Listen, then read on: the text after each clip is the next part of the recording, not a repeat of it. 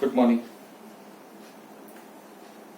હવે આજે આપણે એવી વિડીયો બનાવવા જઈ રહ્યા છીએ કે અત્યારે જે ઇલવુડ ગ્રુપમાં ઓનલાઈન વિડીયોના માધ્યમથી બાર સાયન્સનો અભ્યાસ ચાલુ છે અને એક ચેપ્ટર પૂરું થઈ ગયું છે. હવે જે છોકરાઓ રેગ્યુલર ભણે છે એમને એમ થશે સાહેબ અત્યારે આ બધી માહિતી કેમ આપો છો?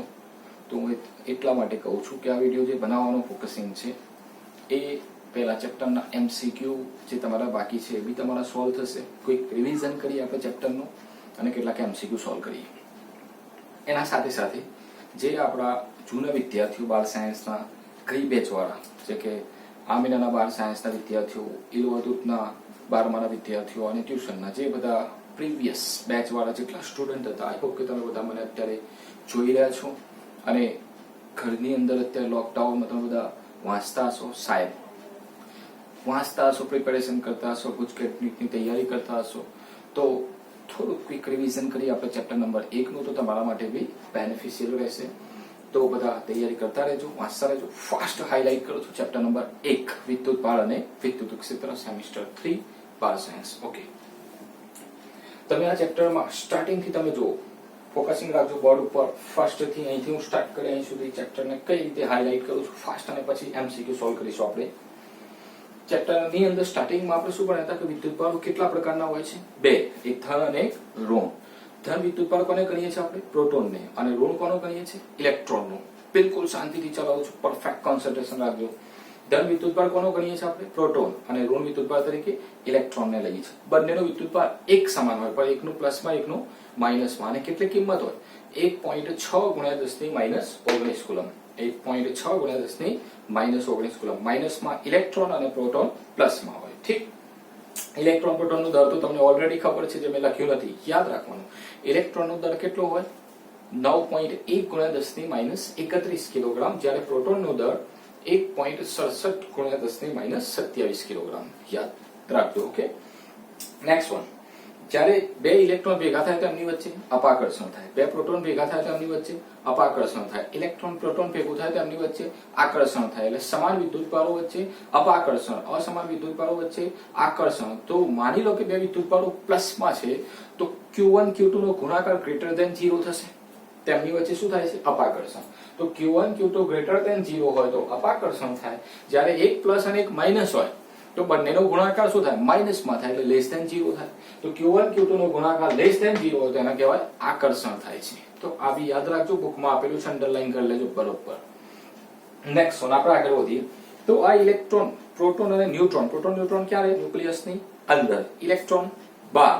કોઈ પણ પદાર્થમાંથી બહાર શું કાઢી શકો? ફક્ત ઇલેક્ટ્રોન. તો એ પદાર્થનું વિદ્યુતભાર ગણવા માટેનું સૂત્ર Q બરાબર ±NE ઇલેક્ટ્રોનની પૂર્ણાંકમાં હોય.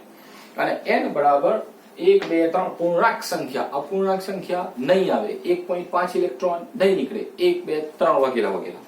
આ ઇલેક્ટ્રોન પ્રોટોન જેવા કણો શાના બનેલા છે? ક્વાર્ક્સના. ક્વાર્ક્સ કેટલા પ્રકારના હોય? બે, એક અપ અને એક ડાઉન. અપ ક્વાર્ક્સની કિંમત +2/3e અને ડાઉન ક્વાર્ક્સની કિંમત -1/3e. ગુજકેટમાં પ્રશ્ન પૂછાય છે પ્રોટોનનું બંધારણ, ન્યુટ્રોનનું બંધારણ. જો કે મેં લખ્યું નહીં બોર્ડ ઉપર, તમને યાદ છે વધારાના સ્વાધ્યાયનો 31મો દાખલો છે અને તમે ઓલરેડી રેગ્યુલર લેક્ચરમાં ભણી ગયા છો. પ્રોટોનનું બંધારણ શું હોય? Up up down. અને ન્યુટ્રોનનું બંધારણ અપ ડાઉન ડાઉન. બે અપ અને એક ડાઉન ભેગું થાય તો પ્રોટોન બને, અને એક અપ અને બે ડાઉન ભેગા થાય તો ન્યુટ્રોન બને. નેક્સ્ટ આગળ વધીએ. તો આ બધા નાના નાના ક્વાર્ક્સથી ઇલેક્ટ્રોન, પ્રોટોન, ન્યુટ્રોન બનેલા છે. ઠીક, એના પછી આપણે આગળ વધીએ કે કોઈ પદાર્થમાંથી ફક્ત ને ફક્ત શું બહાર કાઢી શકાય? ઇલેક્ટ્રોનને. હવે જે ઇલેક્ટ્રોન બહાર આપી દે બીજાને, એ પોતે શું બની જાય? ધન. ધનવાન કહેવાય ને, આપે એને. અને જેને ઇલેક્ટ્રોન લીધા એ બોડી પોતે શું બની જાય? ઋણ બની જાય. એટલે જે વિદ્યુતભાર આપે છે એ ધન બની જાય, અને જે વિદ્યુતભાર મેળવે એ ઋણ બની જશે. ઓકે, એ અહીંયા લખેલું છે, ધ્યાન રાખજો. પછી વિદ્યુતભારને હવે મોકલવો હોય એક પદાર્થ પરથી બીજા પદાર્થ પર, તો એના માટેની 3 પ્રક્રિયા ભણ્યા હતા. કઈ કઈ? ઘર્ષણ, પ્રેરણ અને સંપર્કની પ્રક્રિયા. ઘર્ષણની પ્રક્રિયામાં આઈ થિંક તમને એક્ઝામ્પલ યાદ હશે. ફાસ્ટ કાચનો સળિયો રેશમનો કાપડ, પ્લાસ્ટિકનો સળિયો રેશમનો કાપડ. આ બધા એક્ઝામ્પલમાં તમે જોયું કે ઘર્ષણની પ્રક્રિયાથી વિદ્યુતભારની આપ-લે થાય છે. ઓકે, પણ આની અંદર વિદ્યુતભારના સંરક્ષણનો નિયમ તો પડાય જ છે, પ્રારંભિક વિદ્યુતભાર ઇઝ ઇક્વલ ટુ અંતિમ વિદ્યુતભાર. પહેલા કાચ અને રેશમના કાપડ બંને પર વિદ્યુતભાર 0 હતો, તટસ્થ હતા બંને. ઘર્ષણની પ્રક્રિયા પછી બી જેટલો વિદ્યુતભાર કાચ ઉપરથી રેશમના કાપડ પર ગયો એટલો જ વિદ્યુતભાર રેશમના કાપડે મેળવ્યો. એટલે કે બંનેનો કુલ વિદ્યુતભાર તો પાછો પણ 0 પ્લસ માઇનસ 0 થશે. એટલે કે સંરક્ષણ થાય છે.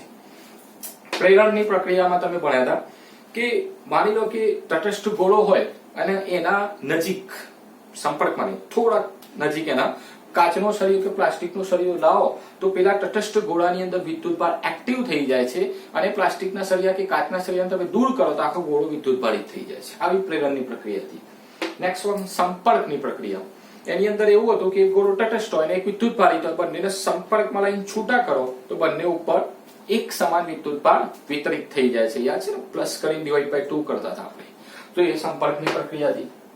એની અંદર તમને પ્રશ્નો કરી શકે પૂછવા હોય તો કે એક ક્યુ ગોળો વિદ્યુતભાર હતો અને એક 3Q હતો, બંને સંપર્કમાં લાયા તો કેટલો થઈ ગયો?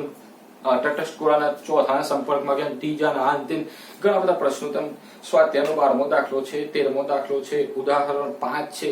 એ પ્રશ્નો ઉપરથી તમને અન્ડરસ્ટેન્ડિંગ થઈ જશે કે કઈ રીતે MCQ પૂછાઈ શકે. Okay, next. પછી હવે જે વિદ્યુતભારો વચ્ચે બળ લાગતું હતું, જેમ કે બે ઇલેક્ટ્રોન એકબીજાને બળ લગાડતા હતા, બે પ્રોટોન લગાડતા હતા, ઇલેક્ટ્રોન પ્રોટોન લગાડતા હતા, તો એમના માટે કુલમ્બ સાહેબે નિયમ શોધ્યો, બળનો સૂત્ર શોધ્યો. કયો છે? F બરાબર K(Q1Q2)/r², જેની અંદર K કુલમ્બિયન અચળાંક છે, જેનો એકમ ન્યૂટન ઇન્ટુ મીટર સ્ક્વેર પર કુલમ્બ સ્ક્વેર. પારિમાણિક સૂત્ર 13-45 અને K ની કિંમત 9 × 10⁹, જે SI માં લખાય છે, સિસ્ટમ ઇન્ટરનેશનલ. યાદ છે ને, SI એકમો 7. તો એની અંદર 9 × 10⁹ લખાય, પણ K ની કિંમત CGS માં 1 લખાય છે. CGS સેન્ટીમીટર ગ્રામ સેકન્ડમાં, CGS માં 1 લખાય છે K ની કિંમત. K ની જગ્યાએ અચળાંક સ્વરૂપે તમે લખી શકો 1/4πε0, અને ε0 શૂન્યાવકાશની પરમિટિવિટી છે, જેની કિંમત 8.85 × 10⁻12, અને એનું એકમ આનું વ્યસ્ત છે, એટલે આનો એકમ થશે કુલમ્બ સ્ક્વેર પર ન્યૂટન ઇન્ટુ મીટર સ્ક્વેર. અને આ બંને K અને ε0 વ્યસ્ત હોવાથી આનો જે પારિમાણિક સૂત્ર છે એ જ આનું થશે, ફક્ત પ્લસ નું માઇનસ અને માઇનસ નું પ્લસ થશે, એટલે -13.45. કાઢી. ઓકે, બરોબર ધ્યાન રાખજો કોન્સન્ટ્રેશન સાથે. બહુ ટાઈમ પછી તમે બધા મારી સાથે ફરીથી આપણે અભ્યાસ કરી રહ્યા છીએ, જેમ કે રેગ્યુલર સ્ટુડન્ટ જે પ્રીવિયસ છે એમની વાત કરું છું. તો હવે તમે અહીંયા જોઈ શકો. એના પછી નેક્સ્ટ વિદ્યુત ક્ષેત્રની માહિતી આપી. કોને? માઇકલ ફેરાડે નામનો વૈજ્ઞાનિક. ફેરાડે જે હોય. વિદ્યુત ક્ષેત્ર શું છે? એ કોઈ પણ વિદ્યુતભારની આસપાસનો એનો વિસ્તાર કે એની અંદર કોઈ આવ્યો તેના ઉપર બળ લાગશે. અને વિદ્યુત ક્ષેત્ર કેટલો હોય? E બરાબર F/Q જેટલો. એકમ ધન વિદ્યુતભાર પર લાગતા બળને વિદ્યુત ક્ષેત્ર કહેવાય. F/Q બળનો એકમ ન્યૂટન, વિદ્યુતભારનો કુલમ ન્યૂટન પર કુલમ. તો વિદ્યુત ક્ષેત્રનો એકમ શું થાય? ન્યૂટન પર કુલમ. અથવા તો એનું બીજું એકમ છે વોલ્ટ પર મીટર, જે બોર્ડની પરીક્ષામાં પૂછાયેલું છે. બોલો, ક્લિયર? Good, very good. ε0 નો પારિમાણિક સૂત્ર બોર્ડની પરીક્ષામાં પૂછાઈ ગયો છે. K નો પારિમાણિક સૂત્ર પૂછાઈ ગયો છે. ε0 નો પારિમાણિક સૂત્ર અહીંયા વિદ્યુતભારનો A1 T1 લો, એની જગ્યાએ એકલો Q ના સ્વરૂપે બી હોય તો એ ગુજકેટમાં પૂછાયેલો છે. તો એ રીતે પ્રશ્ન ચેન્જ કરીને પૂછે છે, પણ પરફેક્ટ પોઈન્ટ ઓફ વ્યૂ જો થિયરી સમજશો, સૂત્રો યાદ રાખશો, તો આઈ થિંક તમને ગુજકેટમાં કોઈ તકલીફ નહીં પડે, અથવા તો સ્ટેટ બોર્ડમાં નહીં પડે. પડી જશે સ્ટેટ બોર્ડમાં તો નોટ. અહીંયા જો, તો આ વિદ્યુત ક્ષેત્રના બે એકમો થયા, ન્યૂટન પર કુલમ અને વોલ્ટ પર મીટર. પારિમાણિક સૂત્ર વિદ્યુત ક્ષેત્રનો બનાવી લો. આના ઉપરથી ન્યૂટન એટલે m1L1T-2 અને કુલમ એટલે A1T1, એના ઉપરથી લાયા 11-31, જે વિદ્યુત ક્ષેત્રનું પારિમાણિક સૂત્ર છે. વિદ્યુત ક્ષેત્રની તીવ્રતા શબ્દ આવી જાય તો પણ એ જ પારિમાણિક સૂત્ર થાય. ઘણા લોકો ગભરાઈ જાય છે, જેમ ટેસ્ટમાં ગભરાઈ ગયા હતા એ રીતે ગભરાઈ જાય છે. નેક્સ્ટ એના પછી આગળ વધીએ તો એ જ વિદ્યુત ક્ષેત્રમાં કોઈ વિદ્યુતભારી કણ હોય તેના ઉપર શું લાગે? બળ લાગે. કેટલું બળ લાગે? F બરાબર QE.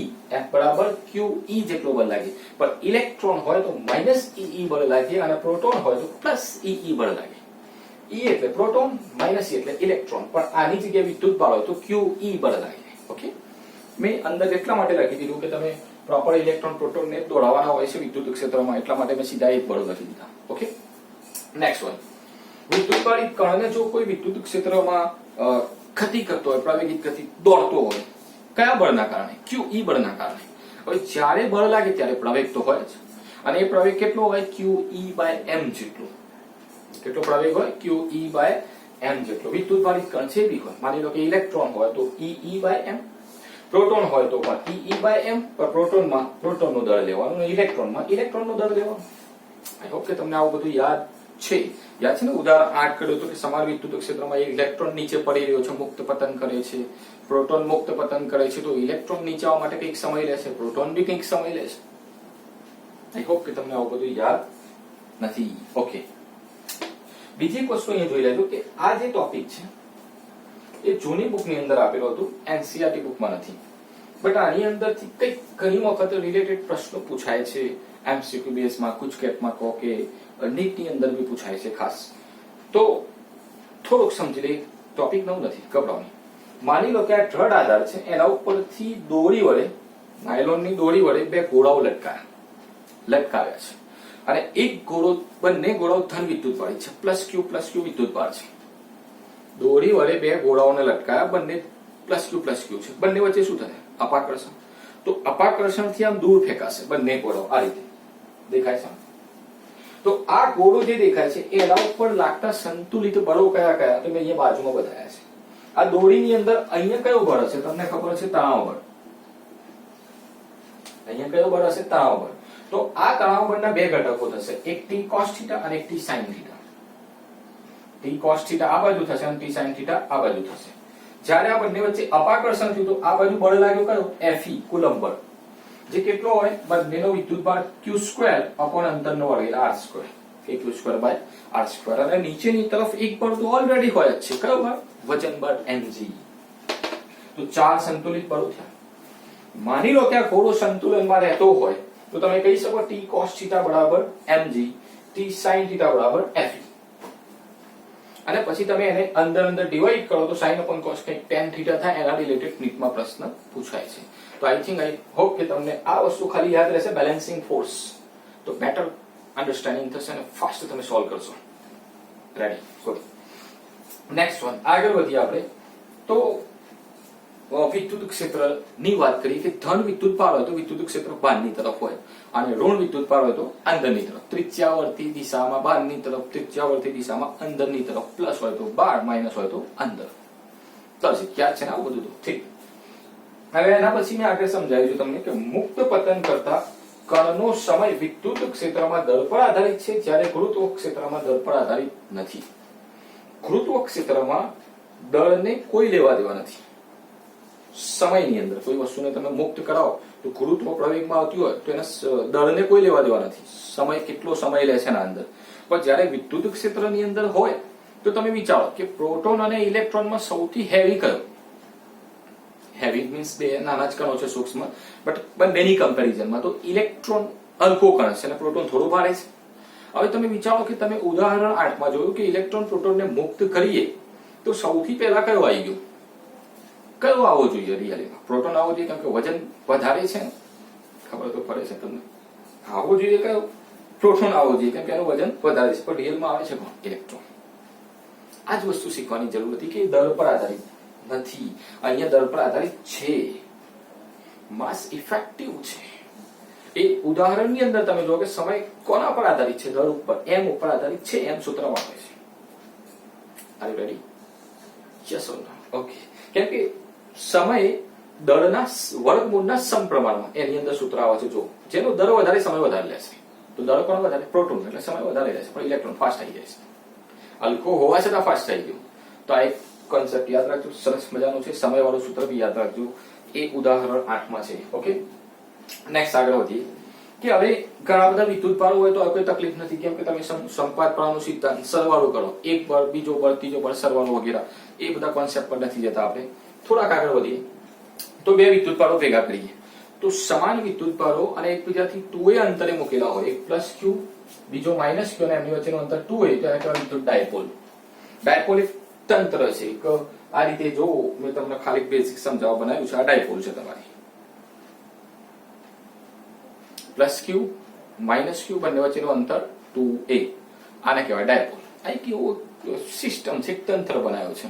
અને એ ડાયપોલ આજે દેખાય છે, ડાયપોલ આ રીતે ક્લિયર ડાયપોલ છે. અને આ ડાયપોલ ની અંદર એક બીજી વ્યાખ્યાઓ છે ડાયપોલ મોમેન્ટ, P બરાબર 2aq. 2a એટલે કે બંને વચ્ચેનું અંતર ને q એટલે ગમે તે એકનો માન એટલે કે પ્લસ વેલ્યુ લેવાની એની. તો તમે જોઈ શકો p બરાબર 2aq જેને ડાયપોલ મોમેન્ટ કહેવાય. અને ડાયપોલ મોમેન્ટની દિશા કઈ બાજુ હોય? માઇનસ થી પ્લસ ની તરફ, માઇનસ q થી પ્લસ q તરફ. ઓકે, અને ડાયપોલ મોમેન્ટ સદિશ રાશિ છે. તો આ 2a ને આપણે સ્થાનાંતર સ્વરૂપે લઈએ છીએ. આવો મેં તમને સમજાયેલું છે. ઓકે, તો ડાયપોલની વાત હતી.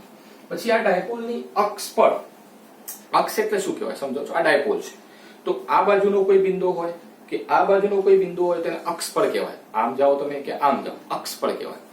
આ બાજુ વિદ્યુતભારની પાસે કોઈ વિદ્યુતભાર લાવો કે આ બાજુ કોઈ જગ્યાએ લાવો, અક્ષ પર કહેવાય. આ સીધું છે તો એનું વિદ્યુત ક્ષેત્ર કેટલું લાગે એના ઉપર? 2kp/r³. 2kp/r³. અને વિષુવરેખા જે ડાયપોલની, આ જે ડાયપોલની લાઈન દેખાય છે એને લંબ રૂપે કોઈ રેખા પસાર થતી હોય, વિષુવરેખા કહેવાય. અને એના ઉપરનો કોઈ બિંદુ હોય તો એના ઉપર કેટલો વિદ્યુત ક્ષેત્ર લાગે? -kp/r³ જેટલો. રેડી? યસ, બોલતા રહેજો જોડે જોડે. -kp/r³ જેટલો લાગે છે. બટ આની અંદર શરત શું જોઈએ? કે તમે કોઈ એક્ઝામ્પલ સોલ્વ કરતા હોય, જેમ કે તમે ઉદાહરણ 10 જોજો ચોપડીનો, કે r is double greater than 2a જે બિંદુ લીધો છે તમે, એ આ અંતર કરતા બહુ લાર્જ ડિસ્ટન્સ ઉપર હોય તો એને બિંદુ વચ્ચે ડાયપોલ કહેવાય. એ સ્થિતિમાં તમારે આ બે સૂત્રો ડાયરેક્ટ એપ્લાય કરી શકો, તો જ એપ્લાય કરી શકો બે સૂત્રો ડાયરેક્ટ. હવે એક વિદ્યુતભાર હોય તો વિદ્યુત ક્ષેત્ર નું સૂત્ર આપણને યાદ છે કે kq/r², એટલે અંતરના વર્ગના વ્યસ્ત પ્રમાણમાં હોય છે. પણ બે વિદ્યુતભારો હોય તેને ડાયપોલ કહેવાય છે અંતરના ક્યુબના વ્યસ્ત પ્રમાણમાં છે. એક વિદ્યુતભાર હોય તો વર્ગના વ્યસ્ત પ્રમાણમાં, બે વિદ્યુતભાર હોય તેને ડાયપોલ કહેવાય છે ઘનના વ્યસ્ત પ્રમાણમાં, ત્રણ વિદ્યુતભાર હોય, ચાર વિદ્યુતભાર હોય તો 4 ઘાત, 4 વિદ્યુતભાર હોય તો અહીંયા 4 ઘાત થશે. ખ્યાલ પડે છે? ચતુર્થ પોલ. હાલાકી આવું કંઈક છે નહીં, જૂની બુકમાં તો, નવી બુકમાં તો નથી આપ્યું, બટ આઈ થિંક હોઈ શકે તો કદાચ આજની 4 ઘાત થઈ જાય. ઓકે, બે વસ્તુ ક્લિયર છે બધા? ઓકે. ગુજકેટમાં એક પ્રશ્ન અહીંથી એવો પૂછાય આની અંદર, બરોબર ધ્યાન રાખજો. ગુજકેટની અંદર એવો એક પ્રશ્ન પૂછાય કે ડાયપોલની અક્ષ અને વિષુવરેખાનો ગુણોત્તર. તો આ બંનેનો ગુણોત્તર લો તો 2/1 થઈ જાય. માઇનસ ને હાલ માઇનસ ને નથી ગણવાનું, તમારે ખબર પડે છે. kp/r³ ઉડી ગયા એટલે 2 વધે તો જવાબ શું થાય? 2. વિષુવરેખા ભાગ્યા અક્ષ કે તો 1/2. ગુજકેટનો પ્રશ્ન છે, યાદ રાખજો. અક્ષ ભાગ્યા વિષુવરેખા 2, વિષુવરેખા ભાગ્યા અક્ષ 1/2, 1/2. ઓકે, તો એ રીતે એનો ગુણોત્તર લઈ શકાય. બીજી વસ્તુ કે આ જ ડાયપોલને તમે સમાન વિદ્યુત ક્ષેત્રમાં મૂકો તો એના ઉપર લાગતું બળ હંમેશા 0 હોય, ફિક્સ કોન્સ્ટન્ટ, સોરી 0 જ હોય છે. આવું મેં તમને લખાયું છે MCQ બેઝ ઉપર, લેક્ચરમાં બી લખાયું છે રેગ્યુલર, કે હંમેશા 0 હોય. પણ ટોર્ક શૂન્ય હોઈ બી શકે, ટોર્ક શૂન્ય હોઈ બી શકે, પણ ટોર્ક લાગી બી શકે છે. અને કેટલો ટોર્ક લાગે? જો લાગ્યો તો ટોર્ક લાગે કેટલો? PE sin θ જેટલો. જેમ કે વિચારો તમે ડાયપોલને તમે આમ મૂકી દો સમાન વિદ્યુત ક્ષેત્રમાં, તો આ માઇનસ છે તો અહીંયા પ્લસ છે, અહીંયા પ્લસ છે તો અહીંયા માઇનસ, તો બંને સંતુલિત સ્થિતિમાં આવી જાય એટલે ના બળ લાગે ના ટોર્ક લાગે. પણ માની લો કે ડાયપોલ આ રીતે મૂકી દઈએ આપણે, તો અહીંયા આકર્ષણ થાય, અહીંયા આકર્ષણ થાય તો આમ રોટેટ કરશે તો ટોર્ક લાગશે. અને ટોર્ક કેટલો લાગે? PE sin θ જેટલો. P ડાયપોલ મોમેન્ટ છે અને E વિદ્યુત ક્ષેત્ર છે. ઘણી વખતે નીટની અંદર બી પ્રશ્ન પૂછ્યો કે ગુજકેટમાં બી પૂછાય તો આ P બરાબર 2aq જે તમને યાદ છે કે વિદ્યુતભારો આપ્યા હોય સમાન અને પરસ્પર વિરુદ્ધ, +3 અને -3 હોય તો એને ડાયપોલ કહેવાય. માની લો કે +2 અને -3 હોય તો ડાયપોલ નથી, બે સમાન હોવા જરૂરી છે. ઓકે, તો એ વખતે તમારે P બરાબર 2aq સૂત્ર અહીંયા લગાવી 2aq E sin θ કરીને ટોર્ક શોધવો પડે. એ રીતે ઘણી વખત દાખલો પૂછી લે છે, ખબર પડે છે. અથવા તો બે વિદ્યુતભારો વચ્ચેનું અંતર પૂછે, ટોર્ક આપેલું હોય, વિદ્યુત ક્ષેત્ર પૂછી લે, θ પૂછી લે, ટાઉ પૂછી લે, ટોર્ક, કોઈ પણ વસ્તુ. એટલે સૂત્ર યાદ હોવું જોઈએ પ્રોપર, તો કોઈ તકલીફ નથી. ઓકે, તો સમાન વિદ્યુત ક્ષેત્રમાં અગેન રિપીટ કરું છું, બળ હંમેશા 0 હોય, ટોર્ક PE sin θ, પણ ટોર્ક 0 હોઈ શકે. નેક્સ્ટ આગળ વધીએ આપણે અસમાન વિદ્યુત ક્ષેત્રમાં મૂકીએ. જેમ કે તમને યાદ હોય તો કાંસકાની અંદર, કાંસકાને વાળમાં ફેરવો, સૂકા વાળમાં, તો કાગળના ટુકડાઓને આકર્ષિત કરે છે. એ એક્ઝામ્પલમાં મેં સમજાવ્યું હતું કે કાગળનો ટુકડો પહેલા ભ્રમણ કરે એટલે ટોર્ક લાગે અને પછી બળ લાગે એટલે આકર્ષિત થઈ જાય, રેખીય ગતિ કરે. યાદ રાખજો, અસમાન વિદ્યુત ક્ષેત્રમાં બળ અને ટોર્ક બંને લાગે, પણ કાગળનો ટુકડો પહેલાથી જ સીધો હોય તો ખાલી બળ જ લાગશે, એટલે કે ટોર્ક શૂન્ય હોઈ શકે. ક્લિયર? અસમાન વિદ્યુત ક્ષેત્રમાં બળ અને ટોર્ક બંને લાગે પણ ટોર્ક શૂન્ય હોઈ શકે. નેક્સ્ટ આગળ વધીએ તો વિદ્યુત બળનું વિતરણ સમજ્યા. એ વિતરણની અંદર તમે યાદ કરો, 3 સૂત્રો હતા, લેમ્બડા, સિગ્મા અને રો. એક પરિમાણમાં લેમ્બડા, 2 પરિમાણમાં સિગ્મા અને 3 પરિમાણમાં rho. Lambda is equal to Q by L coulomb per metre એકમ સાથે, sigma is equal to Q by A coulomb per metre square અને rho is equal to Q by V coulomb per metre cube. પારિમાણિક સૂત્ર પૂછાય તો બે એકમથી તમે બનાવી શકો છો. એકદમ ઈઝી. આ બોર્ડની પરીક્ષામાં કુલમ પર મીટર પૂછાઈ ગયું, એટલે આવા નોર્મલ પ્રશ્નો હોય એટલે આપણને આવડવા જોઈએ. ઓકે, આ MCQ છે, તમારે સોલ્વ થાય છે ફટાફટ. વિદ્યુત ક્ષેત્ર રેખાઓ વિશે તમે ભણ્યા કે તમે કેટલી લાક્ષણિકતાઓ ભણ્યાની 7, અને સાથે સાથ મસ્ત તમે સમજાઈ છે, યાદ રાખી શકો એ રીતે. કોઈ આકૃતિ આપી હોય ને કે આમાંથી કઈ ખોટી છે તો તમારે આ રૂલ્સ ફોલો થતા હોય, સાચી છે, ના થતા હોય ખોટી છે, સ્પીટાઈસ વાળા યાદ છે ને બધી સાથે 7 લાક્ષણિકતાઓ. ધનથી નીકળે, ઋણમાં અંત પામે, લંબ રૂપે હોય, એકબીજાને છેદે નહીં, સ્પર્શક જે બનાવે વિદ્યુત ક્ષેત્રની દિશા દર્શાવે, અને પછી ગીચ હોય ત્યાં તીવ્રતા વધારે હોય, છૂટી હોય ત્યાં તીવ્રતા ઓછી હોય, પછી બે સમાન વિદ્યુત અસમાન વિદ્યુત બળ વચ્ચે આકર્ષણથી ફેલાય અને સમાન વિદ્યુત બળ વચ્ચે એકબીજા ઉપર દબાણ લગાડે. આવા કંઈક 7 કમ્પ્લીટ એની ગુણધર્મની લાક્ષણિકતાઓ હતી. એની અંદર આગળ વધીએ આપણે તો વિદ્યુત ફ્લક્સ, વિદ્યુત ક્ષેત્ર નથી દેખાતું તો એને જોવા માટે વિદ્યુત ક્ષેત્ર રેખાની કલ્પના કરી. નથી દેખાતું એના માટે, અને વિદ્યુત ક્ષેત્ર રેખાઓ ગણવી છે તો એના માટે માહિતી આપી કોની? ફ્લક્સની. ફાઈ ફેરાડે છે બધામાં, માઇકલ ફેરાડે. ફ્લક્સની માહિતી આપી, અને ફ્લક્સનું સૂત્ર છે ES cos θ. NCERT ગ્રુપ પ્રમાણે પણ S એટલે બી ક્ષેત્રફળ થાય અને A એટલે બી ક્ષેત્રફળ થાય, એટલા માટે મેં A લખ્યું છે, EA cos θ. અને સમાન વિદ્યુત ક્ષેત્ર હોય, રેગ્યુલર શેપ હોય, ચોક્કસ આકાર હોય તો સમા EA cos θ થી તમે ફ્લક્સ ગણી શકો છો, અને જો અસમાન વિદ્યુત ક્ષેત્ર હોય તો સંકલનમાં EDA cos θ થી તમે વિદ્યુત ક્ષેત્ર અથવા તો ફ્લક્સ ગણી શકો છો. ઓકે, ફરી ખબર. અને વિદ્યુત ફ્લક્સ શું છે? વિદ્યુત ક્ષેત્ર રેખાઓની સંખ્યા જ છે ફ્લક્સ. ઘણી વખત MCQ માં પૂછી લે વિદ્યુત ક્ષેત્ર રેખાઓની સંખ્યા કેટલી 2 કુલમ વિદ્યુત બળ માટે, તો Q બાય એપ્સિલોન 0 એ જ થાય. ઓકે, તો Q બાય એપ્સિલોન 0 થી તમે ગણી શકો વિદ્યુત ક્ષેત્ર રેખાઓની સંખ્યા. અને આ જે સૂત્ર કોનો છે? ગાઉસનો નિયમ છે. phi બરાબર Q in બાય એપ્સિલોન 0. અને આની સમજૂતી એટલે 5 પોઈન્ટ્સ મેં તમને લખાયા છે કે ગાઉસિયન લૂપ બનાવવાની, પછી આકાર અને સાઈઝ ઉપર આધાર રાખતો નથી. આ Q in ની અંદર પૃષ્ઠની અંદરના જ વિદ્યુત ભારો લેવા, આ બાજુ વિદ્યુત ક્ષેત્ર કે ફ્લક્સ ગણતી વખતે તમારે અંદર અને બહાર બધા વિદ્યુત ભારો ધ્યાનમાં લેવા, અને સમમિતિ ધરાવતા ચોક્કસ આકારના કોઈ પદાર્થો હોય તો એનું વિદ્યુત ક્ષેત્ર સહેલાઈથી શોધી શકાય. આવા 5 પોઈન્ટ મેં તમને આની અંદર લખાયા છે. ઓકે, એ જ ગાઉસના નિયમનો ઉપયોગ કરી અને 3 થિયરી સોલ્વ કરી હતી. અનંત લંબાઈના તાર વડે મળતો વિદ્યુત ક્ષેત્ર લેમ્બડા અપન 2 પાઈ એપ્સિલોન 0 r જે સૂત્ર સાબિત કર્યો તો, પણ મોસ્ટલી પ્રશ્નો નીટ ગુજકેટમાં પૂછાતા હોય તો આ રીતે નહીં, આ સ્વરૂપમાં સૂત્ર વપરાય છે. 2 વડે ગુણો, 2 વડે ભાગો એટલે આવું સૂત્ર બની જાય 2k લેમ્બડા બાય r જેટલું, કેમ કે 1 upon 4 પાઈ એપ્સિલોન 0 k થઈ જશે. ઓકે, અનંત વિસ્તારના સમતલ વડે, સમતલ યાદ છે, સમતલ વડે આ બાજુ કહો કે આ બાજુ કેટલો વિદ્યુત ક્ષેત્ર હોય? Sigma by 2 epsilon 0.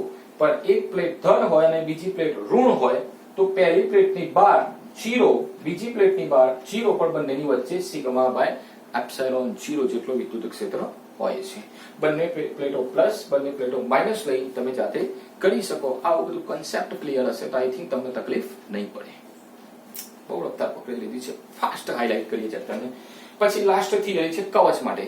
તો કવચ એટલે પોલો ગોળો કહેવાય. એની અંદર વિદ્યુત ક્ષેત્ર 0 હોય છે, પણ કવચની બહાર રેગ્યુલર સૂત્ર પ્રમાણે kq બાય r² જેટલું, અથવા તો સિગ્માના સ્વરૂપે સૂત્ર, જો સૂત્ર પૂછાઈ ગયું બેઠો ગુજકેટમાં તો sigma capital r² upon epsilon 0 small r² વાળું સૂત્ર યાદ હોવો જોઈએ. એટલે બેઠો આ જે ફોર્મ્યુલા બેઝ ઉપર બોર્ડ ભર્યું છે આખું ઉતારી દેજો, જેમ દેખાય ના દેખાય તો મેસેજ કરજો મને. એના પછી આગળ વધીએ તો બે વિદ્યુત પ્લેટોની વચ્ચે કણનું સ્થાનાંતર, જેમ કે તમે વધારાના સ્વાધ્યાયનો 33મો દાખલો, 34મો દાખલો અને સ્વાધ્યાયનો 14મો દાખલો, એની અંદર તમે જોયું હતું એક ધન પ્લેટો અને એક ઋણ પ્લેટો, અહીંથી કોઈ કણોને મુક્ત કરો તો ઉપર ચોંટી ગયો, એક નીચે ચોંટી ગયો, તો એ કોના કારણે? આકર્ષણના કારણે. તો કયો કણ ધન છે, કયો ઋણ છે તો તમને ખબર પડી જશે. પણ એ કણનું સ્થાનાંતર કેટલો થયો કોના ઉપર ડિપેન્ડ કરે છે? Q બાય M ના ગુણોત્તર ઉપર, એટલે વિદ્યુતભાર અને દળના ગુણોત્તર ઉપર. જેનું સ્થાનાંતર વધારે એનો બંનેનો ગુણોત્તર વધારે અથવા તો બંનેનો ગુણોત્તર વધારે એનું સ્થાનાંતર વધારે. Y is directly proportional to Q by M થશે. And last one, આ ફ્લક્સ નું કંઈક રહી ગયું તો આગળ કે flux phi is equal to EA newton પર કુલમ અને એરિયાનો મીટર સ્ક્વેર એટલે ન્યૂટન ઇન્ટુ મીટર સ્ક્વેર પર કુલમ. બોર્ડની પરીક્ષામાં પૂછાયેલો છે અને વોલ્ટ ઇન્ટુ મીટર ગુજકેટમાં બી પૂછાયેલો છે. એટલે ફ્લક્સના બે એકમો છે, બંને એકમો ધ્યાનથી જોઈ લેજો. ન્યૂટન ઇન્ટુ મીટર સ્ક્વેર પર કુલમ અને બીજો એકમ છે વોલ્ટ ઇન્ટુ મીટર. ઓકે, અને એક પ્રશ્ન ગુજકેટમાં જે કન્ફર્મ આ વર્ષે પાક્કો છે, ડન, એવું જે વચ્ચે મેં ખેપ મારી આખા બોર્ડ ઉપર તમને એવું દેખાશે સાહેબ એક લાઈન તમે ખાઈ ગયા, એ લાઈન કન્ફર્મ બોર્ડમાં ગુજકેટમાં પ્રશ્ન પૂછાશે. અને એ પ્રશ્ન છે આ કે માધ્યમમાં કોઈ બળ લાગતો હોય તો એ બળ કેટલો હોય? શૂન્ય અવકાશમાં લાગતા બળ કરતા k માં ભાગનો, અને k એટલે ડાઇલેક્ટ્રિક અચળાંક છે. ડાઇલેક્ટ્રિક મટીરીયલનો ફિક્સ હોય જે તમને રકમમાં આપેલું હશે. ડાઇલેક્ટ્રિક 4 આપેલું હોય અને અવકાશમાં 100 બળ લાગતું હોય તો માધ્યમમાં 100 ભાગ્યા 4 થઈ જાય. એ જ રીતે હોઈ શકે કે તમને અવકાશમાં પૂછે તો k ઇન્ટુ f એટલે fk જેટલો બી થઈ જાય. જરૂરી નથી કે ભાગી જ નાખવાનું, તોડી જ નાખવાનું, ગુણવું બી પડે. એવું તોડી નાખો, ભાગી નાખો સાહેબે કીધું તો તોડવું, ગુણવું બી પડે. ઓકે, તો એ પ્રશ્ન જે રીતે પૂછ્યો એ રીતે જવાબ લખવાનો. આઈ હોપ કે તમને ખબર પડી હશે. સ્ક્રીનશોટ લઈ શકો.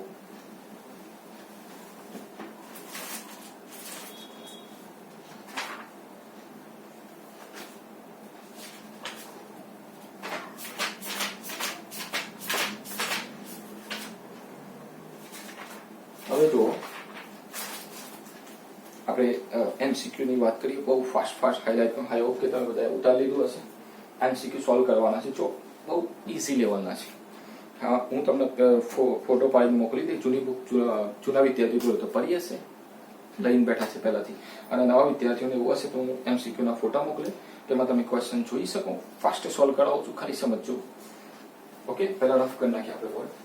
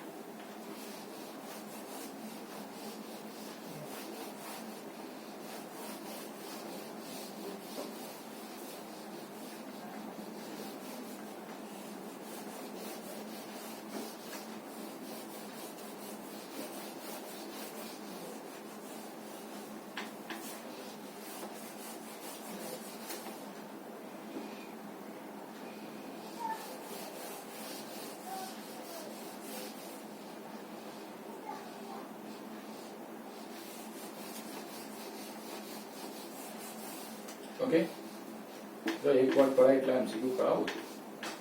આઈ હોપ કે તમને બધા જે રિપીટ થતા હશે નહીં કરું, જે રેગ્યુલર ફોર્મ્યુલા યુઝ થતા હોય બધા કરી દઈશું આપણે.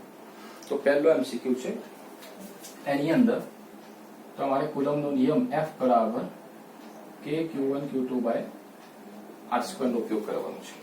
હવે આવા બીજા 2-3 હશે તો તમારે MCQ કઈ રીતે સોલ્વ કરવાનો? પ્રશ્ન કઈ રીતે હોય કે બે બિંદુવત વિદ્યુતભારો એકબીજાથી અમુક અંતરે, એટલે કે માની લો કે આ અંતરે મૂકેલા છે, તેમની વચ્ચે લાગતું બળ phi છે. કેટલું બળ આપ્યું છે? phi. f ની જગ્યાએ phi લેવાનું છે. ઓકે, હવે આ વિદ્યુતભારોના મૂલ્યો બમણા કરીએ, બમણા એટલે ડબલ કરી નાખીએ, અને એમની વચ્ચેનું અંતર અડધું કરવામાં આવે તો તેમની વચ્ચે લાગતું બળ કેટલું થશે? તો આવા બધા પ્રશ્નો, વિદ્યુતભારો બમણા કર્યા, વિદ્યુતભારો અડધા કર્યા, અંતર બમણું કર્યું, અંતર ચોથા ભાગનું કરી નાખ્યું, અંતર 4 ગણું કરી નાખ્યું, કેટલા બધા પ્રશ્નો થયા. મગજની અંદર તમારે ડાયરેક્ટ સોલ્વ કરવાનું. કઈ રીતે? એને કીધું કે ભાઈ આ બળ કેટલો છે? phi જેટલો. હવે વિદ્યુતભારો બમણા કરે એટલે 2q1 અને 2q2 ડબલ થઈ ગયા, ડિવાઈડ બાય અંતર અડધું કર્યું એટલે r/2 નો સ્ક્વેર. તો તમે જોઈ શકો કે હવે તમે જે બળ લાવવાના f' એ f' કેટલું હશે? કે આ 2 4 બહાર આવી જશે તો k q1 q2 divide by r square અને 2 નો વર્ગ 4 ક્યાં જશે ઉપર એટલે ગુણ્યા 4 તો 4 4 શું થાય 16 તો fs બરાબર 16 k q1 q2 by r square પણ આના બરાબર શું લખાય 5 તો લખી શકાય 16 5 હો છોડી ગયા તમારા બે વિદ્યુત પાડું છે ઉપર બમણા કર્યા એટલે 2 4 થયા નીચે અંતર અડધું કર્યું અંતરનો વર્ગ છે એટલે 2 નો વર્ગ 4 એ 4 ઉપર 4 4 16 થઈ ગયા 16 જવાબમાં દેખાઈ જશે તમને ઓકે આ રીતે તમને માની લો કે અંતર ચોથા ભાગનું કરી નાખ્યું અંતર બમણા 4 ગણા કરી નાખ્યા ઘણા બધા પ્રશ્નો 3-4 પ્રશ્નો થઈ ગયા એક જ MCQ નેક્સ્ટ બીજો એક વિદ્યુત ડાયપોલને સમાન વિદ્યુત ક્ષેત્રમાં મૂકતા તેના પર લાગતું પરિણામી બળ ડાયપોલને સમાન વિદ્યુત ક્ષેત્રમાં મૂકો બળ શું હોય શૂન્ય તો તમને યાદ છે ને કીધું ને બળ હંમેશા 0 હોય ટોર્ક 0 ના હોય કેટલો હોય ટોર્ક PE sin θ જેટલો ઓકે નેક્સ્ટ ક્વેશ્ચન વિદ્યુત ડાયપોલને કોઈ બિંદુવત વિદ્યુત ભારના વિદ્યુત ક્ષેત્રમાં મૂકીએ તો ચલો બિંદુવત વિદ્યુત ભાર કેવો વિદ્યુત ક્ષેત્ર બનાવે મેં તમને લખાયું હતું રેગ્યુલર થિયરમ અસમાન વિદ્યુત ક્ષેત્ર એટલે વિદ્યુત ડાયપોલને અસમાન વિદ્યુત ક્ષેત્રમાં મૂકો તો તમને ખબર છે બળ અને ટોર્ક બંને લાગે કાંસકાવાળો એક્ઝામ્પલ પણ શું 0 હોઈ શકે ટોર્ક એટલે કે આના જવાબમાં શું આપ્યું છે ટોર્ક શૂન્ય હોઈ શકે ટોર્ક શૂન્ય હોઈ શકે ઘરે જોઈ લેજો પાછા બીજાનો બધા જવાબો લખવા પડશે બીજાનો જવાબ છે હંમેશા શૂન્ય ત્રીજામાં ટોર્ક શૂન્ય હોઈ શકે એક્સપ્લેન કરવા જેવા હોય તો જ કરું છું બાકી તો હું તમને ફોટો મોકલી તમને જવાબ ખબર પડી જશે ચોથાની અંદર એક ઇલેક્ટ્રોન અને એક પ્રોટોનને સમાન વિદ્યુત ક્ષેત્રમાં મૂકતા ઇલેક્ટ્રોન અને પ્રોટોનને સમાન વિદ્યુત ક્ષેત્રમાં મૂકો તો બંને ઉપર શું લાગે પહેલા બળ લાગે કેટલું F બરાબર -EE અને F બરાબર +EE મેં આગળ લખાયું હતું બંને ઉપર બળ લાગશે શું કહી શકાય બંને બળોના મૂલ્યો સમાન છે યસ EE જેટલા માનાંક લગાવો એટલે મૂલ્ય કહેવાય પણ દિશા અલગ અલગ એક પ્લસ માં છે તો એક માઇનસ માં છે તો જવાબમાં શું આવે બંનેના મૂલ્યો એક સમાન હોય છે બંને બળોના મૂલ્યો એક સમાન હોય છે પાંચમા MCQ માં બે બિંદુવત વિદ્યુત ભારો અવકાશમાં હતા તેમની વચ્ચે આલ્ફા જેટલો બળ લાગ્યો જો અહીંયા ગમે તે આલ્ફા ફાઈ અને થીટા બીટા સીટા જે લખતો હોય આલ્ફા જેટલો બળ લાગ્યો અને કોઈ કે જેટલા ડાઇલેક્ટ્રિક અચળાંક ધરાવતા માધ્યમમાં મૂક્યો તેના ઉપર બળ કેટલો લાગે કેમાં ભાગનો તમને ખબર જ છે તો શૂન્ય અવકાશમાં બળ કેટલો હતો આલ્ફા જેટલો તો માધ્યમમાં કેટલો થઈ જાય Fm બરાબર માધ્યમમાં કેટલો થશે કે એમાં ભાગનું થશે આ જવાબ છે આલ્ફા બાય કે જવાબ છે છઠ્ઠો MCQ પછી ઇન્ટરેસ્ટિંગ છે આમાં આના રિલેટેડ નીટમાં બી પ્રશ્ન પૂછાઈ શકે અને ગુજકેટમાં બી આવી શકે શોર્ટ બંનેમાં તો એ પ્રશ્ન ખાસ આપણે કરીએ છઠ્ઠા નંબરનો જેમાં તમને શું આપેલું છે જો હું સમજાવું ફોર ક્યુ અને માઇનસ ક્યુ બે વિદ્યુત ભારો આપ્યા છે ફોર ક્યુ અને માઇનસ ક્યુ બંને વચ્ચેનું અંતર સ્મોલ આર છે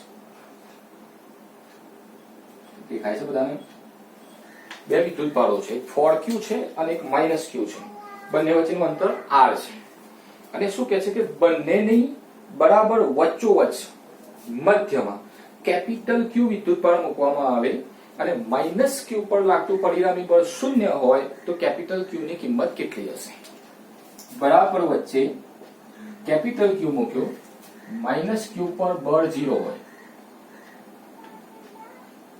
માઇનસ ક્યુ પર બળ શૂન્ય હોય તો આ કેપિટલ ક્યુ ની કિંમત તો તમારે શું કરવાનું છે આની અંદર બરોબર ધ્યાન રાખજો માઇનસ ક્યુ પર બળ 0 છે એટલે આના કારણે આના ઉપર લાગતો બળ F1 આના કારણે આના ઉપર લાગતું બળ F2 તો બંનેના કારણે લાગતું બળનું સરવાળો 0 છે હવે કુલમ બળ શું થાય k q1 q2 r2 બે વિદ્યુતભારનો ગુણાકાર ભાગ્યા અંતરનો વર્ગ તો ચલો પહેલા આના કારણે આના ઉપર લાવીએ તો k for q minus q q1 q2 ભાગ્યા અંતરનો વર્ગ એટલે r2 ક્લિયર ઓકે ચલો આના કારણે આના ઉપર લાવીએ plus k capital Q minus Q અને આ બંને વચ્ચેનું અંતર આ અંતર કેટલું થશે બરાબર મધ્યમાં એટલે r/2 તો divide by r/2 no square અને કેટલો થશે 0 થશે ચલો આને સોલ્વ કરી નાખો તો આ -12 લઈ લો માઇનસ k 4 ને બી 12 લખી દો -4k q² upon R square બરાબર આ જો માઇનસ છે પણ આ બાજુ જશે તો પ્લસ થઈ જશે, આ માઇનસ બહાર આવશે અને આ બાજુ જાય તો પ્લસ થઈ જાય કે q small q divide by r square by 2 નો વર્ગ 4 ક્યાં જશે ઉપર, તો તમે જો આર સ્ક્વેર ઉડી ગયા, 4 કે ઉડી ગયા, એક ક્યુ ઉડી ગયા, તો કેપિટલ ક્યુ બરાબર જવાબ કેટલો થાય માઇનસ ક્યુ જવાબ છે.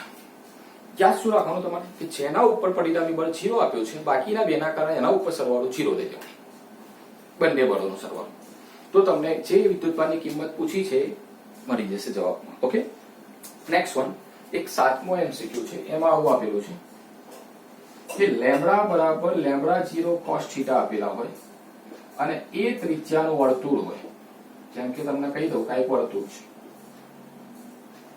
અને ત્રિજ્યા a છે અને એના ઉપર વિદ્યુતભાર વિતરિત કરેલો છે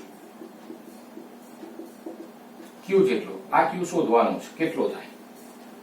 તો તમારે આની અંદર બહુ સોલ્યુશન જોવું હોય તો જૂની બુકમાં ઉદાહરણ નંબર લગભગ 12 છે જેમાં ગણતરી આપી છે, પણ હું તમને અહીંયા શીખવાડ દઉં કે તમારે શું યાદ રાખવાનું કે લેમ્બડા બરાબર લેમ્બડા 0 cos θ હોય તો કુલ વિદ્યુતભાર તમારે 0 લઈ લેવાનો, કેમ કે sin cos નો એક આવર્તકાળ પરનું સરેરાશ મૂલ્ય 0 થાય છે, કેમ કે આખા ચક્ર પર તો એક આવર્તકાળ થઈ જશે તો cosine ની વેલ્યુ 0 થશે, પણ જો લેમ્બડા બરાબર લેમ્બડા 0 cos સ્ક્વેર θ આપેલા હોય તો આની કિંમત થશે પાઈ a લેમ્બડા 0, આટલો જવાબ થશે. ખાલી વર્ગ આવવાથી ચેન્જ થઈ ગયો. કેલ્ક્યુલેશન કરવું હોય તેના માટેના સ્ટેપ આવા છે કે ભાઈ તમે આ d θ ધારી લો, પછી આટલો માની લો કે આ ત્રિજ્યા a છે તો આ ચાપ, એ ચાપ કેટલો થશે a d θ થશે, તો ચાપ a d θ લઈ લો, પછી આટલા ભાગનો વિદ્યુતભાર dq શોધો, પછી એનું સંકલન કરો ત્યારે તમને આ કેવું વિદ્યુતભાર મળશે. પણ યાદ રાખજો વર્ગ ના હોય તો 0 લઈ લેવાનું, વર્ગ હોય તો પાઈ a લેમ્બડા 0. રેડી? એના પછી નેક્સ્ટ ધાતુના બે સમાન ગોળાઓ છે, આ તમને આવડી જશે, બહુ ઈઝી છે બટ થોડુંક આઈડિયા ફટાફટ સમજાવું છું. બે ગોળા છે a અને b, બંને ઉપર વિદ્યુતભાર q q છે. કયા નંબરનો છે? 8મા નંબર. ગોળો a ગોળો b, આના ઉપર q વિદ્યુતભાર, આના ઉપર q વિદ્યુતભાર, બંને વચ્ચેનું અંતર r છે. ચલો બળ કેટલું લાગે બરાબર kq² r². q q વિદ્યુતભાર છે અને અંતર r છે એટલે kq² r². હવે શું કહે છે કે આ ગોળાઓ જેવા બીજા એક ત્રીજા વિદ્યુતભાર એક ગોળા C ને એના સંપર્કમાં કરાવે, માની લો કે ગોળો C છે અને આ તટસ્થ છે. હવે શું કહે છે કે AC ને સંપર્કમાં લાયા, ચલો A અને C ને સંપર્કમાં લાવો તો બંનેનો વિદ્યુતભાર કેટલો થશે, આનો q/2 અને આનો બી થશે A નો બી, A નો વિદ્યુતભાર થશે q/2 અને C નો વિદ્યુતભાર બી થશે q/2. આ બંનેના સંપર્કમાં આ તો 0 અને q/2 બંનેમાં થઈ ગયા. ઓકે, પછી શું કહે છે સ્પર્શ કરાવી છૂટો પાડવામાં, ત્યારબાદ ગોળા C ને B સાથે સંપર્કમાં લાવો, એટલે કે હવે આ C ને આની સાથે સંપર્કમાં લાવો, B સાથે C ને સંપર્કમાં લાવતા તો C પર વિદ્યુતભાર હતો કેટલો q/2 અને B પર કેટલો હતો q. તો હવે આ બંનેના સંપર્કમાં લાવો તો વિદ્યુતભાર બંને ઉપર કેટલો થશે બોલો, q plus q/2/2, that means 2 2 4 2 ને 1 3, એટલે ઉપર થશે 3q અને નીચે 4, એટલે આના ઉપર વિદ્યુતભાર થશે 3q/4, આના પર બી થશે 3q/4. રેડી? ઓકે, તો a અને b વચ્ચે ખાલી જગ્યા બળ લાગશે. ઓકે, બીજું કહે છે કે ગોળાઓ વચ્ચેનું અંતર બદલાતું નથી, તો હવે આ ગોળા b a ઉપર કેટલો વિદ્યુતભાર છે અહીંયા તમે જોયું q/2 અને b ઉપર વિદ્યુતભાર કેટલો લાગ્યા 3q/4, અંતર એમની વચ્ચે r છે તો બળ કેટલો લાગશે F' બરાબર kq/2 3q/4 /r². તો જોઈ શકો F' બરાબર લખી શકાય અને 3kq² / 2 4 8 r², but kq²/r² is equal to what? F, તો લખી શકાય 3f/8. ઓકે, આવા ઘણા બધા પ્રશ્નો છે. ઓના સંપર્કમાં લાવ્યા છૂટો કર્યો કેટલો બળ લાગ્યો, ઓના સંપર્કમાં લાવ્યા છૂટો કર્યો તો કેટલો બળ લાગ્યો. તો આ બધા સંપર્ક વાળા તો આઈ હોપ કે તમને બધાને આવડતા હશે, બધા હોશિયાર છો માઇન્ડેડ. એક ઇન્ટરેસ્ટિંગ એક MCQ છે 9 નંબરનું, જો જે ઇમ્પોર્ટન્ટ દેખાય છે પોઈન્ટ ઓફ વ્યૂ, કોઈ બાકી નહીં રાખો, થોડું ધ્યાન રાખજો. બે બિંદુઓ વિદ્યુત પ્રવાહો છે Q અને 4Q. એક Q છે અને બીજો 4Q. એમની વચ્ચેનું અંતર 30 સેન્ટીમીટર છે. એમની વચ્ચેનું અંતર 30 સેન્ટીમીટર. તો તેમને જોડતી રેખા પરના ખાલી જગ્યા રહેલા બિંદુઓ વિદ્યુત ક્ષેત્રની તીવ્રતા શૂન્ય હશે. વિદ્યુત ક્ષેત્રની તીવ્રતા kq/r² વાળું સૂત્ર. કયા બિંદુએ તો ખબર નહીં આપણને, ધારી લો O બિંદુએ, અને અહીંથી x અંતરે આવેલું છે, તો આ અંતર કેટલું થાય? 30 - x થશે. O બિંદુ ધારી લીધું ને તમે, ખ્યાલ પડે છે બધાને? કયા બિંદુ કેટલા અંતરે આપણને કશું ખબર નહીં, મધ્યમાં કે ક્યાં કશું ખબર નહીં, ધારી લીધું ભાઈ Q થી x અંતરે આ ટોટલ 30, તો 30 - x આટલું થશે. હવે એ જ જગ્યાએ વિદ્યુત ક્ષેત્ર 0 છે. વિદ્યુત ક્ષેત્ર કેવો છે? 0. તો kq/r² વાળું સૂત્ર. ચલો અહીં આના કારણે અહીંયા વિદ્યુત ક્ષેત્ર કેટલું થાય? kq/x². આના કારણે O બિંદુએ ઇઝ ઇક્વલ ટુ આના કારણે O બિંદુએ કેટલું થાય? k4q/30 - x². ક્લિયર? તો જો kq કેન્સલ કરો, આ x² ક્રોસ ગુણાકાર એટલે 4 સાથે ગુણાશે 4x², અને આ બાજુ આવશે 30 - x². બંને બાજુ વર્ગમૂળ લો, 2x આ બાજુ થઈ જશે 30 - x. -x આ બાજુ પ્લસમાં લો, 2s + x is equal two 30. તો જો 3x બરાબર 30, તો x બરાબર કેટલા મળે? 10 સેન્ટીમીટર. તો જવાબ બે રીતે હોઈ શકે ઓપ્શનમાં. +q વિદ્યુત પરથી કેટલા અંતરે? 10 સેન્ટીમીટર. ટોટલ કેટલું થાય? 30. તો અહીંથી 10, તો આ બાજુથી કેટલા? 4q થી કેટલી દૂર હશે? 20 સેન્ટીમીટર. 10 20 30 થશે ટોટલ. 10 20 ના રહી જાય, તમારું ખબર તો પડે છે ને. q વિદ્યુત ભારથી 10 સેન્ટીમીટરે અને 4q વિદ્યુત ભારથી 20 સેન્ટીમીટરે વિદ્યુત ક્ષેત્ર 0 હશે. નેક્સ્ટ 10મા નંબરને MCQ દો. ε0 નો પારિમાણિક સૂત્ર અને q ના સ્વરૂપે. ચલો, ε0 નું એકમ શું થાય? કુલમ્બ સ્ક્વેર પર ન્યૂટન ઇન્ટુ મીટર સ્ક્વેર. તો ε0 કુલમ્બ સ્ક્વેર અને q ના સ્વરૂપે એટલે at ના લેતા q2 જ લખવાનું છે અહીંયા.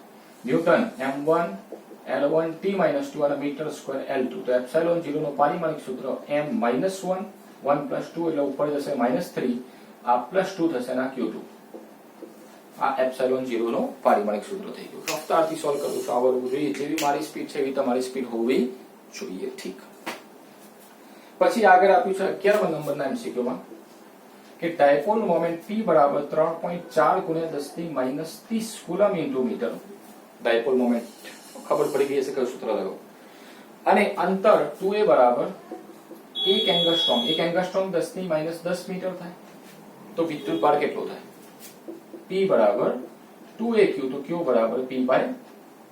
આવડી જશે ને વિદ્યુત ભાર? આ માઈનસ ઉપર જશે એટલે -20. 3.4 × 10 - 20 જેટલું થશે. 12 નંબર. Next MCQ.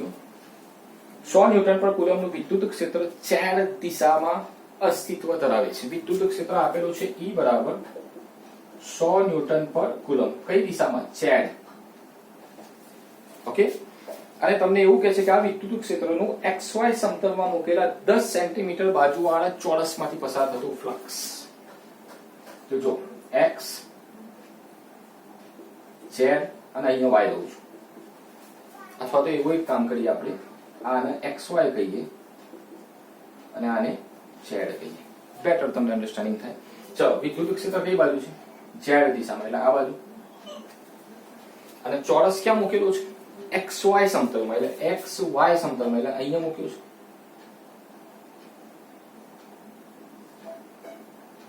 આ ચોરસ થઈ ગયું. તો ચલો, આનું ક્ષેત્રફળ કઈ બાજુ હશે? લંબરૂપે, એ જ દિશામાં. તો E A વચ્ચેનો ખૂણો θ કેટલો થાય? 0. તો ફ્લક્સ કેટલો થશે? phi બરાબર EA cos 0 cos 0 1 થાય એટલે EA જેટલું. ઓકે. તો ચલો, અહીંયા phi બરાબર E કેટલો આપ્યો છે? 100. અને એરિયા 10 સેન્ટીમીટર બાજુ આપી છે. સાઈડ કેટલી છે? 10 સેન્ટીમીટર. તો ચોરસનો એરિયા શું થાય? A². સ્મોલ a² થશે ને, એટલે 10 નો વર્ગ થશે અને સેન્ટીમીટર છે એટલે 10 × 10 - 2 નો વર્ગ. તો આમાંથી તમને ફ્લક્સ મળી જશે કે આટલો ફ્લક્સ પાસ થાય છે. ખાસ ધ્યાન રાખજો કે આ જે ચોરસ છે XY સમતલમાં મૂક્યો છે અને વિદ્યુત ક્ષેત્ર z અક્ષની, ત્રણેય અક્ષો અલગ અલગ છે. XY સમતલમાં અને z માં વિદ્યુત ક્ષેત્ર આ ચેન્જ કરી શકે. વિદ્યુત ક્ષેત્ર x માં લઈ લે, ચોરસને YZ માં મૂકી દે, વિદ્યુત ક્ષેત્ર Y માં લઈ લે, ચોરસને XZ માં મૂકી દે. આવા પ્રશ્નો તમે જાતે બનાવી શકો છો. ક્લિયર? એના પછી આગળ વધીએ. ફોટો પાડતા રહેજો. પ્રકૃતિથી MCQ દોરે છે.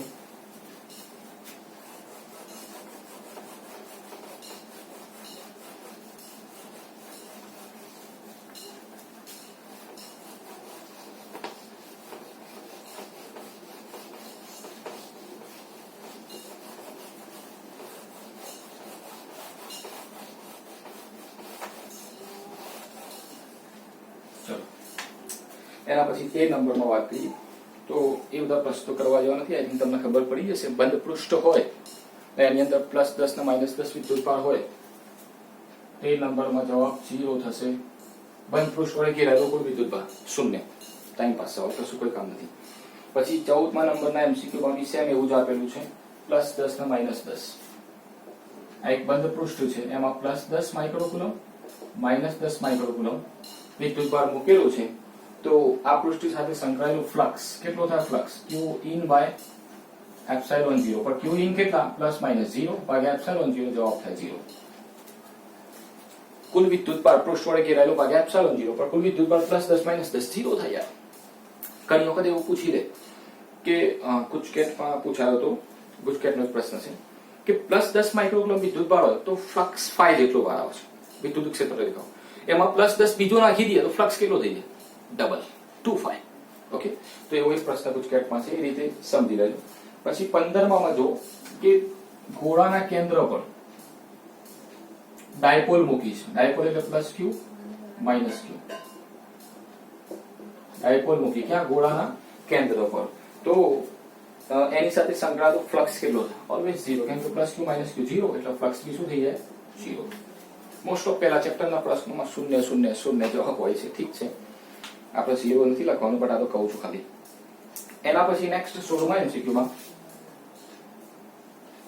તમને એવું આપેલું છે કે એક દ્રઢ આધાર છે અને આ દોરી છે. આ એક ગોળું, આ ગોળું, બંને ઉપર વિદ્યુતભાર q. બંને વચ્ચે શું થાય? અપાકર્ષણ. ચલો, આ દોરી 1 મીટરની, આ દોરી 1 મીટરની. તો અપાકર્ષણના કારણે સિચ્યુએશન આવી થશે 1 મીટર 1 મીટર. એટલે બંને ગોળાઓ વચ્ચેનું અંતર કેટલું થશે? Total 2 metre. એક ગોળો છે 1 મીટર દોરી પર, બીજો 1 મીટર દોરી પર. અપાકર્ષણ થયું તો ટોટલ કેટલું થયું? 2 મીટર. બધી ખબર? 2 મીટરની દોરી આપી તો ટોટલ 4 થઈ જશે. 3 મીટરની આપી તો 6 થઈ જશે. એ રીતે. ત્યાર પછી આગળ વધીએ આપણે તો 17મા MCQ માં માની લો કે આ બંધ પૃષ્ઠ છે અને અહીંયા કોઈ વિદ્યુતભાર મૂક્યો તો આની સાથે જોડાયેલો ફ્લક્સ કેટલો થાય? 0, કેમ કે જેટલી રેખાઓ અંદર આવી એટલી બહાર જતી રહેશે. એટલે એની સાથે કોઈ ફ્લક્સ જોડાય નહીં. 18મા MCQ માં જુઓ, n બાજુવાળા એક નિયમિત બહુકોણના n-1 શિરોબિંદુ પર, બહુ ઇન્ટરેસ્ટિંગ છે, n-1 શિરોબિંદુ. માની લો કે હું તમને કહી દઉં કે પંચકોણ છે. પંચકોણ તો સમજો બધા, આ રીતે લઈ લઈએ. ચલો, અહીંયા વિદ્યુતભાર q હોય, અહીંયા વિદ્યુતભાર q હોય, અહીંયા q હોય, અહીંયા q હોય, ખબર પડે છે. તો n-1 શિરોબિંદુ પર દરેક પર q જેટલો વિદ્યુતભાર મૂકેલ છે. તો બહુકોણના કેન્દ્રથી દરેક શિરોબિંદુ પર અંતર r છે. એટલે કે માની લો કે અહીંયા કેન્દ્ર છે, તો આ બધા અંતર કેવા છે? r.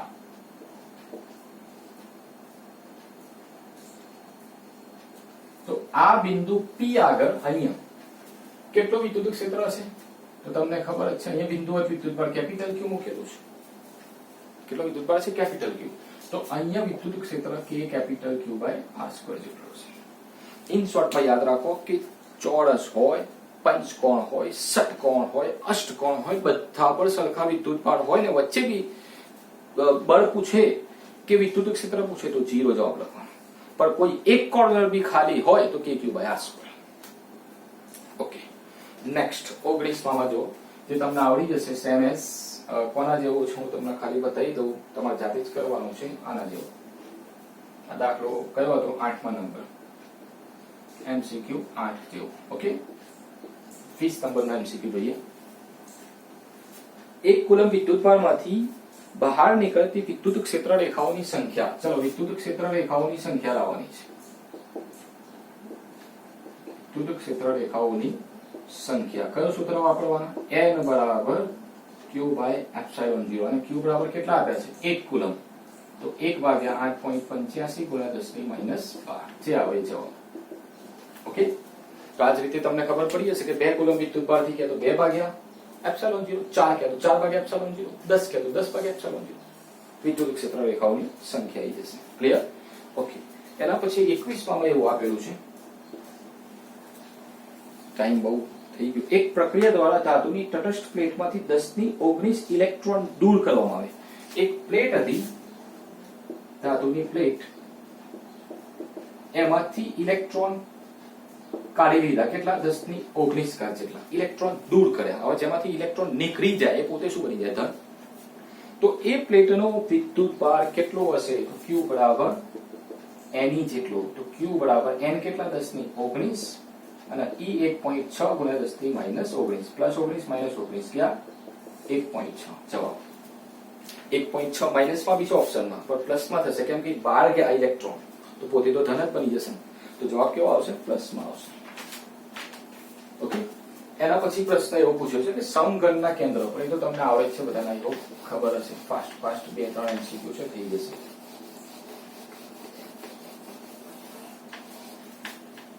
સમઘનના કેન્દ્ર પર માની લો કે આ સમઘન છે. આમાં તો બધા યાદ છે તમને, એક વસ્તુ નહીં, બધું મેં શીખવાડ્યું છે. આગળની વિડીયોમાં જોઈ શકો કે અહીંયા વિદ્યુતભાર મૂકો તો ફ્લક્સ કેટલો બહાર આવે? Q by epsilon 0. કોઈ એક સપાટીમાંથી કહો તો phi બરાબર Q બાય 6 એપ્સિલોન 0. એક સપાટી પરથી આ સમગ્ર ઘનમાંથી, આ સમગ્ર સમઘનમાંથી Q બાય એપ્સિલોન 0, એક સપાટી પરથી Q બાય 6 એપ્સિલોન 0. કોર્નર પર લઈ લો, યાદ છે ને બધું તમને? એક કોર્નર પર Q બાય 24 એપ્સિલોન 0, વચ્ચે લઈ લો Q બાય 10 એપ્સિલોન 0. બધા જ મેં કરાયા છે, યાદ રાખજો. આમાં એક જ છે પણ બધા આવડે છે. પછી 23 માં m દળનો એક બુંદ છે પ્રવાહીનો, 1.25 જેવો, ઓઇલ ડ્રોપ જેવા એક્ઝામ્પલ જેવો. એનો વિદ્યુતભાર Q છે, Q વિદ્યુતભાર. તો વિદ્યુત ક્ષેત્રમાં E માં બેલેન્સિંગ કરવા માટે તમને ખબર છે Fe બરાબર QE બરાબર mg સંતુલિત સ્થિતિ હોય તો E બરાબર કેટલા થાય? mg by q. આટલો વિદ્યુત ક્ષેત્ર જવાબ જ છે. પેલા સંતુલિત સ્થિતિમાં ખબર છે mg બરાબર QE બેલેન્સિંગ હોય તો સંતુલિત સ્થિતિ કહેવાય. એ એક્ઝામ્પલ ઉપરથી છે. પછી 24 માં એવું આપ્યું છે કે બંધ પૃષ્ઠમાં પ્લસ q માઇનસ q વિદ્યુતભાર આપેલા છે. તો એમાં તેની સાથે બંધ પૃષ્ઠ સાથે સંકળાયેલો ફ્લક્સ કેટલો થાય? phi બરાબર 0 પ્લસ માઇનસ 0. કુલ વિદ્યુતભાર 0 તો ફ્લક્સ 0 થશે. ઓકે, તો આ બધા પ્રશ્નો આપેલા છે અને આ કોન્સેપ્ટ થી 25 મો બી આપ્યો છે. આ જૂની બુકના 25 MCQ પૂરા થઈ ગયા. એકદમ ફાસ્ટ હાઇલાઇટ કર્યા. તમને એમ થાય કે સાહેબ બહુ ફાસ્ટ સોલ્વ કરી નાખ્યા તો વિડિયો સ્લો મોશનમાં જોજો અને ખાસ કરીને એક કામ કરજો કે મેં જે તમને થિયરિકલ આગળ સમજાયું એ પરફેક્ટ સમજજો તો તમને કોઈ તકલીફ નહીં પડે. ગુજકેટ કો, નીટ કો કે સ્ટેટ બોર્ડ કો, MCQ એની પહેલા ચેપ્ટરનો કોઈ બી પ્રશ્ન હોય તમને આવડવો જોઈએ પાવરફુલી. બોલો ક્લિયર? રેડી? ઓકે, તૈયારી કરતા રહેજો. તમને સારું લાગ્યું હોય જૂના વિદ્યાર્થીઓને અને ગુજકેટ માટે જો તમે ઈચ્છા ધરાવતા હો કે બીજા ચેપ્ટર આ રીતે તમને કરાવીએ તો મેસેજ કરી શકો, કમેન્ટ કરી શકો, વોટ્સઅપ મેસેજ કરી શકો અને રેગ્યુલર વિદ્યાર્થીઓ MCQ તૈયાર કરતા રહેજો. આપણે ટેસ્ટમાં હવે વ્યવસ્થિત MCQ પૂછીશું, વ્યવસ્થિત.